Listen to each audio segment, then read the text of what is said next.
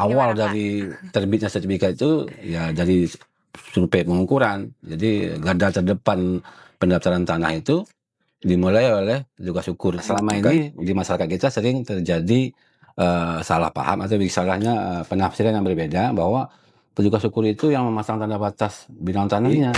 Karena di pengukuran itu ada prinsip-prinsip pengukuran. Prinsip dasarnya adalah memenuhi kaidah-kaidah teknis pengukuran dan pemetaan dan mengetahui letak posisinya tadi dan bisa direkonstruksi kembali.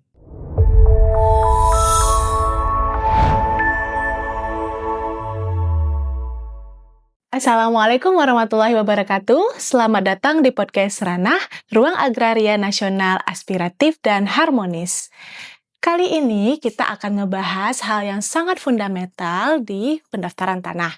Teman-teman, kalau kita mendengar tentang tanah, pasti akan terlintas sertifikat. Namun, dalam hal itu, banyak proses yang harus dilalui dan berkesinambungan. Nah, kali ini tema kita akan membahas tentang survei dan pemetaan sebagai fondasi pendaftaran tanah. Nah, sudah hadir di tengah-tengah kita bersama narasumber yang kompeten di bidangnya, Bapak Muhammad Syahril, SSI TMH. Selamat datang, Bapak. Selamat datang. Ya, Pak. Bapak Muhammad Syahril adalah Kepala Bidang Survei dan Pemetaan Kanwil BPN Provinsi Sumatera Barat. Nah, Pak, kita kayaknya langsung bahas aja ya, Pak. Ya. Banyak masyarakat yang mengira bahwa pendaftaran tanah itu hanya sekedar mendapatkan sertifikat. Apakah sesimpel itu, Pak? Ya, terima kasih Amel atas pertanyaannya. Ya, saya boleh menjelaskan sertifikat itu adalah hulu saja. Jadi sebelumnya tercipta sertifikat dimulai dari pengukuran dan pemetaan bidang tanah itu sendiri. Jadi tanpa ada itu sertifikat tidak akan terbit karena pengukuran dan pemetaan bagian dari terciptanya sertifikat itu sendiri. Oh, begitu ya, Pak. Jadi di sana harus ada objek tanah dulu ya, Pak, tentunya. Betul. Jadi objek tanah itulah poinnya, teman-teman. Nah, masyarakat akan melakukan pendaftaran tanah dan hal yang sangat krusial itu mengapa, Pak, bagi masyarakat pendaftaran tanah tersebut? Kenapa dikatakan krusial? Karena tanah itu adalah nilainya magis. Jadi aset dari masyarakat itu sendiri yang selama ini kebanyakan tidak memiliki alas haknya oleh masyarakat itu sendiri karena didapat dari kalau di Sumatera Barat kekasannya dari pusako tinggi atau dikatakan oleh masyarakat umum adalah turun-temurun ya dari nenek moyangnya yang dahulu mungkin membuka hutan, kalau di Jawa namanya membuka alas. Jadi rata-rata masyarakat kita tidak mempunyai alas bukti hak yang dimiliki dan tidak dijamin oleh negara. Nah, makanya negara hadir dalam hal ini melalui penerbitan sertifikat yang dimulai oleh pengukuran dan pemetaan bidang tanahnya itu. Jadi jelas dulu objeknya apa, bidang tanahnya jelas, bentuk dan letaknya jelas. Jadi itu. Nah, berarti kan kita bicara tentang posisi survei dan pemetaan itu sendiri di mana nih, Pak? Seberapa vital perannya? Oh iya, tentu betul. Sebagaimana peraturan Undang-Undang UPA tahun 1960 nomor 5 dan peraturan pemerintah nomor 24 tahun 1997 diatur tentang pendaftaran tanah yang dimulai dengan pengukuran dan pemetaan bidang tanah. Jadi tujuan pendaftaran tanah itu adalah memberi perlindungan hukum dan memberi perlindungan dan kepastian hukum terhadap tanah itu sendiri. Nah, bagaimana Pak kalau misalnya data yang didapatkan oleh petugas di lapangan itu nggak akurat atau peta bidang yang udah jadi itu nggak akurat, Pak? Nanti bagaimana itu, Pak? Oh, itu memang menjadi suatu fatal nanti kemudian hari dan menciptakan sengketa di kemudian hari. Kenapa? Karena tidak memenuhi azas-azas pengukuran yang sebagaimana diatur oleh undang-undang dan peraturan pemerintah, bahwa dia harus jelas letak dan posisinya dan jelas luas dan batasnya. Nah, itu yang penting. Karena makanya dilakukan pengukuran secara kalau di BPN yang dipahami oleh masyarakat, kalau sekarang Kementerian Agraria dan Tata Ruang, jadi harus memenuhi kaidah-kaidah pengukuran yang sesuai dengan peraturan pemerintah nomor 24 tahun 97 dan turunannya di Perkaban ke peraturan Menteri Negara Agraria Kepala BPN nomor 3 tahun 97 diatur tentang pengukuran dan pemetaan bidang tanah yang dilakukan melalui terestrial, yang dimulai dengan terestrial, dan kedua adalah dengan fotogrametri. Terestrial itu dilakukan secara manual dengan menggunakan pita ukur dan alat ukur. Kalau yang dahulu mungkin masyarakat kita sering melihat menggunakan alat ukur yang mirip senjata perang itu, teodolit ya. Nah, sekarang dengan meningkatkan teknologi, sekarang bisa melalui fotogrametris, melalui foto udara yang dilakukan dengan menggunakan pesawat nirawak atau kalau orang sekarang sering mengatakan drone. Jadi disitulah dapat bidang-bidang tanah itu difoto dan berpuluh-puluh foto yang digabung jadi satu dan diretifikasi fotonya itu dan menggunakan teknologi yang memang sesuai dengan ketentuan yang ada, dan nanti itu menjadikan peta dasar pendaftaran tanahnya. Oh, jadi yang kekinian itu yang fotogrametri Ya, tadi sekarang apa? ini mungkin kalau dilihat dari ini ada contohnya yang dahulu pakai, ini saya bisa lihatkan di sini pada Amel, ini teknologi yang terdahulu menggunakan teodolit dengan total station. Sekarang kita menggunakan ini ada drone nih dari samping kami Amelnya, dan juga ada JNS sebelumnya.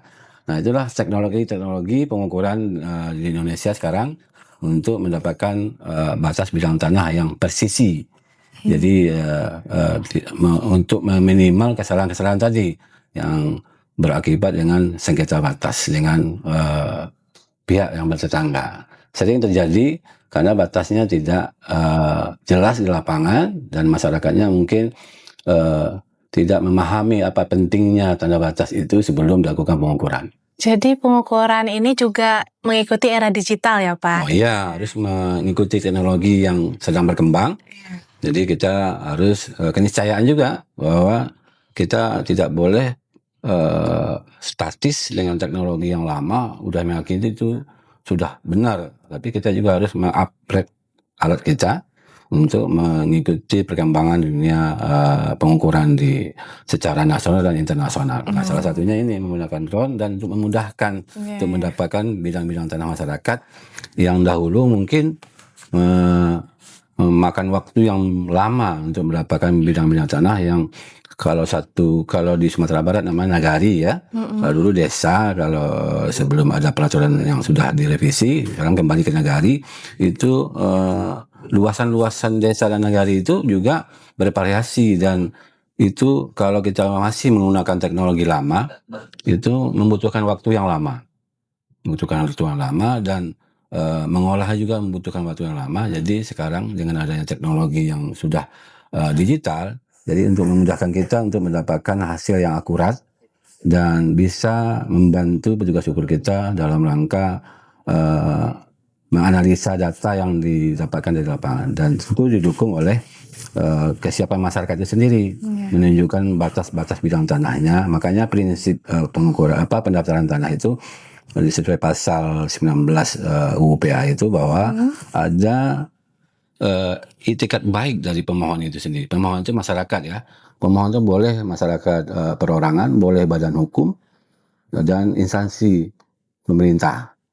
Dan emang fondasinya itu emang di seksi survei dan pemetaan. Oh iya, ibaratnya itu awal dari terbitnya sertifikat itu ya dari survei pengukuran. Jadi garda terdepan pendaftaran tanah itu dimulai oleh petugas ukur itu. Makanya sensitif sekali, dan petugas ukur kita harus profesional, terpercaya ya, sesuai dengan slogan kita, terpercaya, profesional, dan melayani.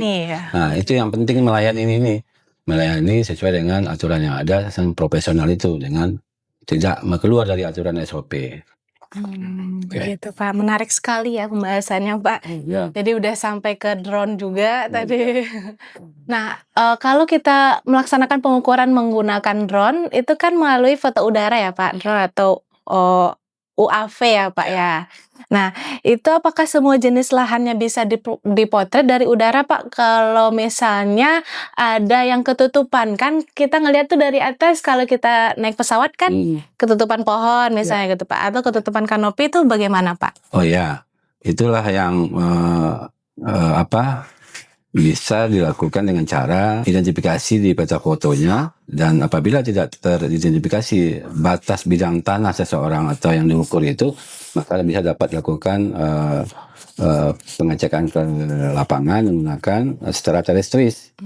Jadi harus bisa cek kombinasi, lagi ya, jadi Pak, ya? kombinasi jadinya. Oh iya. Jadi kalau yang tadi kan untuk memudahkan delineasi namanya, kalau menggunakan foto udara adalah dengan cara mendelinasi yang batas-batasnya sudah ditentukan oleh si pemilik tanah dan petugas ukur di lapangan. Jadi kalau dia tertutup kanopi, misalnya disebutkan Amel tadi, misalnya tertutup pohon atau pohonnya bambu apa-apa, sering batas masyarakat itu kan ditanam pohon-pohon hidup. Iya. Nah, jadi dampaknya dari foto udara tidak kelihatan titik yang sebenarnya di lapangan.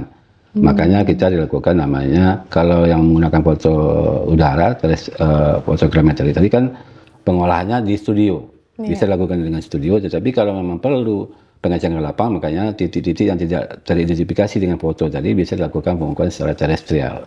Terestrial itu yang tadi ada titik yang di foto itu ditemukan satu dan dilakukan pengukuran secara terestrial, nanti pemotongan ke muka namanya. Jadi istilahnya untuk membantu hasil yang lebih baik. Yang lebih akurat Lebih, ya Pak? presisi lah Ya, ibaratnya. presisi ya Pak. Berarti kita tetap modernisasi tanpa meninggalkan konvensional, cara yang konvensional. Iya, pasti. Nah, pengukuran dan pemetaan ini kan udah pasti udah ada petugas ukur ya Pak ya dari BPN. Nah, apakah itu tanggung jawab hanya ada di kantor pertanahan atau pemohon juga ada tanggung jawabnya nih Pak? Oh iya pasti. Petugas ukur adalah yang diberi kewenangan oleh negara, dalam hal ini Kementerian ATR BPN, untuk mendapatkan hasil data lapangan misalnya. Tetapi tidak bisa cuma petugas ukur aja, karena yang mempunyai haknya itu ya si pemohon itu sendiri, dan dia yang harus dan dia yang tahu batas bidang tanahnya, bukan si petugas ukur. Jadi yang memang selama ini di masyarakat kita sering terjadi salah paham atau salahnya penafsiran yang berbeda, bahwa petugas ukur itu yang memasang tanda batas bidang tanahnya. Bukan begitu. Yang memasang tanda batas adalah pemilik tanah itu sendiri, yang disaksikan oleh tetangganya yang berbatasan. Biasanya utaranya siapa, selatan siapa, barat siapa, timur siapa, itu harus dihadirkan pada saat pemasangan tanda batas dan dibuatkan berita acaranya. Dan sekarang kita juga untuk dalam rangka mitigasi risiko, kita juga harus memintakan kepada pemohon atau pemilik tanah itu untuk mendokumentasikan pemasangan tanda batas itu, supaya nanti kalau ada sengketa kemudian hari, karena kan si pemilik ini kan tidak akan hidup selamanya. Iya, betul Pak. Nanti dia juga akan meninggalkan warisan tanahnya itu kepada anak atau cucunya. Anak, cucu, cicit ya Pak. Iya. Jadi harus atau nanti jelas ya, tidak Pak. tertutup kemudian hari dia memperjualbelikan sebagian tanahnya itu. Dan nanti akan berdampak, nanti si pihak kedua atau pihak ketiga akan mempermasalahkan batasnya kok bukan di sini. Nah, dengan itu kita sebagai antisipasi BPN ke depan dengan arahan kementerian bahwa dengan adanya teknologi yang berkembang, makanya dalam rangka pemasangan tanda batas itu masyarakat dan yang bertetangganya, tetangga-tetangganya itu harus hadir pada saat dan disaksikan oleh itulah fungsi petugas ukur, yaitu posisinya nanti menetapkan tanda batas itu. Setelah dipasang, ditetapkan batasnya oleh petugas ukur. Itu yang sesuai dengan 397, Perkaban 397, bahwa tugas itu adalah bersama-sama dengan masyarakat pemohon itu dan tetangga yang berbatasan menetapkan batasnya di situ, disetujui dan dibuatkan berita acara, dan kita tambahkan lagi sekarang dokumentasinya supaya nanti kalau ada kemudian hari ada sengketa, kemudian hari ada yang melakukan keberatan tentang batas itu, kita bisa membuktikan di pengadilan kalau memang permasalahan sampai ke pengadilan. Ada juga pada saat pengukuran tanah, batas bidang tanah itu ada seseorang atau tetangga yang tidak hadir. Itu boleh dikuasakan, boleh dikuasakan. Oh, boleh dikuasakan. Nah, bagi kepada yang mengetahui tanda batas itu. Ada juga mungkin yang bertetangga itu tidak mau tanahnya diukur, ya tetap pengukuran dilaksanakan dengan tanda batas yang di GU, atau nanti kan dari pengukuran itu ada nama gambar ukur. Nah, di gambar ukur itu dibuat garis putus-putus. Itu artinya apa Pak kalau garis putus? Ya, karena belum disepakati tanda batas yang mungkin satu sisi, ya. Nah, nanti kalau apabila sudah ada mediasi, nanti suatu saat ada kesepakatan, nah nanti secara teknisnya di BPN itu garis putus-putus bisa disambung kembali secara utuh. Makanya dibuatkan berita acara bahwa setelah ada mediasi kesepakatan bahwa batas bidang tanah sudah disetujui oleh yang tadi bermasalah tadi. Saya kira itu. Jadi penting ya Pak, pemilik tanah yang berbatasan itu dilibatkan. Nah, mengapa Pak itu menjadi syarat mutlak dalam proses survei? Oh iya, kenapa itu harus mutlak dihadirkan oleh pemilik tanah? Yaitu ada namanya di BPN itu ada kontradiktur delimitasi. Jadi batas-batas bidang tanah itu harus diketahui oleh tetangga yang berbatasan. Makanya harus hadir, dan pemilik tanah sebetulnya wajib menghadirkan orang itu. Karena apa? Dampaknya nanti kemudian hari kalau ada sengketa batas itu sudah terpenuhi secara teknis pengukuran. Nah Pak, mengenai pemasangan patok batas itu tersendiri, apakah hanya berdasarkan kebiasaan saja atau memang ada peraturannya ya Pak ya? Oh, mengenai tingginya atau apa gitu ya, Pak? Sering di masyarakat pemahamannya ya namanya masyarakat kita ya, karena mungkin ini tugas kita juga mensosialisasikan peraturan kita dan apa yang ada di BPN terkait jenis-jenis patok yang harus dipasang oleh pemilik tanah. Mungkin sesuai dengan peraturan Menteri Agraria dan Kepala BPN nomor 3 tahun 97 Perkaban, bahwa pasal 22 itu mengatur jenis dan ukuran patok bidang tanah. Mungkin di layarnya ada nih, ditampilkan ini oleh seperti ini apa contohnya ya? Ini. Jadi ada 10 hektar ke bawah itu seperti kita pahami bahwa di pasal 22 itu dia kalau dia 10 hektar ke bawah, patok beton ada sepanjang 1 meter. Nah, ini kan ada 1 meter tuh. Ini yang 1,5 berarti patoknya ini, itu beton bisa, besi juga bisa ya boleh, Pak? patok beton, besi, kayu, Paralon juga ya? Paralon yang diisi cor beton di dalamnya. Oh, nah, kayu pun bisa ya Pak? Kayu boleh kayu yang dirasa kuat ya. Tapi namanya kayu ya, pasti termakan zaman, waktu, mungkin dia lapuk, tapi disarankan ya besi kayak ini, besi siku nih, atau patok dari paralon yang dicor dengan dimensi sekian 1,5 meter tuh, dari silangnya 2 mili. Jadi banyak macam-macamnya di peraturan 397.